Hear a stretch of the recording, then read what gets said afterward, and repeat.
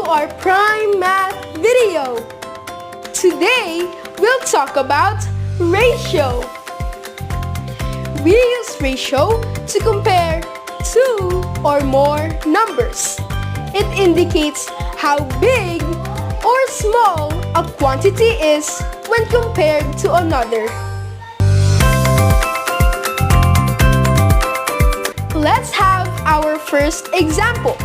Let's say I have some fruits in the bowl. If there are 8 oranges and 6 lemons in the bowl, then the ratio of number of lemons is 8 to 6. 8 to 6 is not the same as 6 to 8, as 8 stands for the number of oranges, while 6 stands for the number of lemons. Colons are used to show that the numbers are written as part of a ratio. The colon in a ratio is simply read as 2. For example, this ratio is read as 8 to 6. Here's another example. If I have 3 chocolate bars and 5 corn muffins, then the ratio of the numbers of chocolate bars to the number of corn muffins is 3 to 5. Again, 3 to 5 is not the same as 5 to 3. As 3 stands for the chocolate bars, while 5 stands for the corn muffins. We can also use ratio to compare a quantity with the total quantity. Let's say I have a collection of cars. There are 3 yellow cars and 5 red cars, which makes 8 cars in total. 3 out of 8 cars are yellow.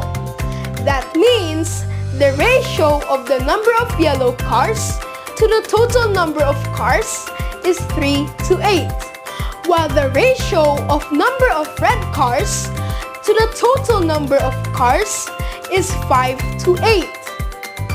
We can also use a bar model to show the ratio of certain numbers. Let's say I have 2 boxes of pencils and 3 boxes of crayons. The ratio of the number of boxes of pencils to the number of boxes of crayons is 2 to 3. We can also use ratio to compare lengths, masses, and volumes. Here is an example. The ratio of the mass of sack of brown sugar to the ratio of the mass of white sugar is 5 to 7. The ratio of the mass of sack of brown sugar to the total mass of sacks of sugar is 5 to 12. The ratio is not 5 kilograms to 7 kilograms because there are no units in a ratio, so no need to put the unit kilograms.